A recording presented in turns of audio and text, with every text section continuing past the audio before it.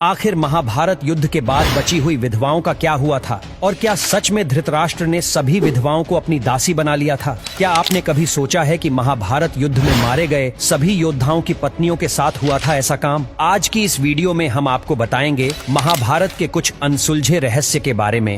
और दोस्तों, भगवान श्री कृष्ण से प्रेम करते हैं तो कॉमेंट में जय श्री कृष्ण जरूर लिखे।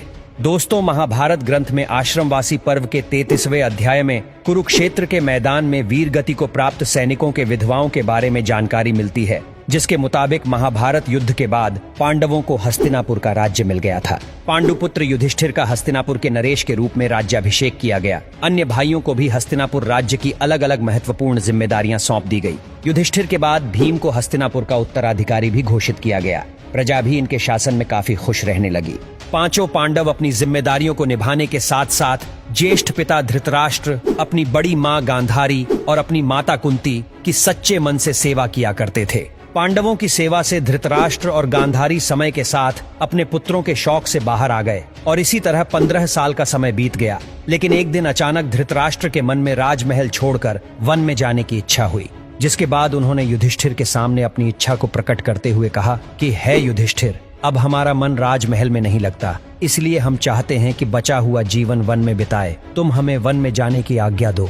अपने ज्येष्ठ पिता के मुंह से ये बात सुनकर युधिष्ठिर बहुत ही दुखी हो जाते हैं, लेकिन वो उनकी बातों को टाल नहीं सकते थे और विदुर भी युधिष्ठिर को इसके लिए समझाते हैं। जिसके बाद युधिष्ठिर ने वन में अपने ज्येष्ठ पिता के रहने के लिए कुटिया बनवा देते हैं और उन्हें जाने की आज्ञा दे देते हैं। जब धृतराष्ट्र जाने लगते हैं तो गांधारी, माता कुंती, विदुर और संजय भी उनके साथ चलने लगते हैं। कुछ दिन ऐसे ही बीत जाते हैं और इधर पांचों पांडव भी उनके जाने के बाद अपना पूरा ध्यान अपनी प्रजा की सेवा में लगा देते हैं।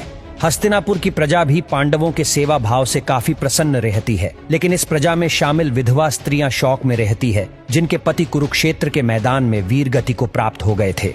अपने पतियों के शोक में स्त्रियां हमेशा रोती और विलखती रहती है। युधिष्ठिर चाहकर भी उनके दुखों को दूर नहीं कर सकते थे, क्योंकि उन्होंने खुद अपने लोगों को अपनी आंखों के सामने मरते हुए देखा था। कुछ दिन ऐसे ही बीत जाते हैं। फिर एक दिन पांडव में से सबसे छोटे भाई सहदेव को अपनी माता कुंती से मिलने की इच्छा होती है। सहदेव जाकर अपनी इच्छा को अपने चारों पांडव भाइयों को बताते हैं, जिसके बाद भीम, अर्जुन, नकुल और द्रौपदी के मन में भी माता कुंती से मिलने की इच्छा जागृत हो जाती है। सबके कहने पर हस्तिनापुर नरेश युधिष्ठिर अपने सेनापति को आदेश देते हैं कि वो सभी के वन में जाने की व्यवस्था करें।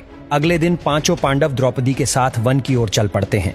जब इस बात का पता हस्तिनापुर के प्रजा को चलता है तो वो लोग भी उनके साथ जाने लगते हैं। उन लोगों में वो विधवा स्त्रियां भी थी जिन्होंने अपने पति को महाभारत के युद्ध में खो दिया था। वन में जाकर पांचों पांडव उस आश्रम में जाते हैं जहां धृतराष्ट्र, गांधारी, माता कुंती, विदुर और संजय सभी निवास कर रहे थे और हस्तिनापुर निवासी उसी आश्रम के आसपास अपना डेरा जमा लेते हैं। कुछ दिन ऐसे ही बीत जाते हैं। तभी एक दिन महर्षि वेदव्यास उस आश्रम में पांडवों से मिलने आते हैं। पांडवों से मिलने के बाद जब वो आश्रम से बाहर निकलते हैं तो उनकी नजर हस्तिनापुर की उन विधवा स्त्रियां पर पड़ती है जो अपने पति के शौक में विलाप कर रही होती है। महर्षि वेदव्यास हस्तिनापुर के अन्य निवासियों पर भी गौर करते हैं।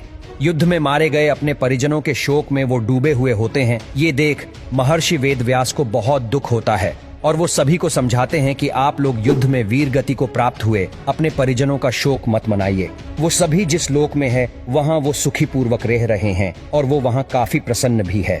लेकिन महर्षि वेदव्यास द्वारा समझाने के बाद भी विधवा स्त्रियों और प्रजा पर कोई असर नहीं हुआ और वो अभी भी शोक में रहते हैं। तब महर्षि वेदव्यास उन सभी से कहते हैं कि अगर आप लोगों को मेरी बातों पर यकीन नहीं है तो आज मैं आपको इसका भी यकीन दिला दूंगा। आज रात को मैं आप सभी को आपके परिजनों से मिलवाऊंगा।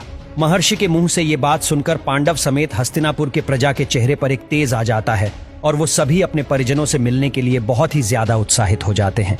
जिस आश्रम में वो रहते थे उस आश्रम के पास गंगा नदी का तट था। जैसा कि महर्षि वेदव्यास ने कहा था, शाम के समय सूर्यास्त होने से पहले सभी लोग गंगा नदी के तट पर अपने परिजनों से मिलने पहुंच जाते हैं। जिसके बाद महर्षि वेदव्यास अपने तपोबल से महाभारत युद्ध में मारे गए सभी योद्धाओं को वहां पुकारते हैं। महर्षि वेदव्यास के तपोबल से सभी योद्धा एक एक करके गंगा नदी से बाहर निकलते हैं और अपने मृत परिजनों को एक बार फिर से अपने सामने देखकर पांडव सहित हस्तिनापुर के सभी निवासी बहुत प्रसन्न हो जाते हैं। सभी अपने परिजनों से मिलते हैं, उनसे बातें करते हैं और उनके साथ थोड़ा समय बिताते हैं, जिसके बाद उन्हें इस बात पर यकीन हो जाता है कि उनके परिजन इस लोक से मुक्ति पाकर अपने अपने लोकों में खुश है। ये बात जानने के बाद सभी के मन में अपने परिजनों को लेकर शौक था, वो समाप्त हो जाता है। कुछ समय बीतने के बाद युद्ध में मारे गए सभी योद्धा एक एक करके गंगा जल में डुबकी लगाकर अपने अपने लोक चले जाते हैं। उनके वापस जाने पर जो विधवा स्त्रियां रहती है वो वापस से दुखी हो जाती है। ये देख महर्षि वेद व्यास विधवा स्त्रियों से कहते हैं कि जो स्त्रियां अभी भी दुखी है और अपने पति के साथ उस लोक में जाना चाहती हैं, वो गंगा के पवित्र जल में डुबकी लगाकर अपना जीवन त्यागने के बाद जा सकती है। महर्षि के मुंह से ये बात सुनकर सारी विधवा स्त्रियां तुरंत ही गंगा के जल में डुबकी लगा देती हैं और अपने जीवन का त्याग करके अपने अपने पति के लोक में चली जाती है।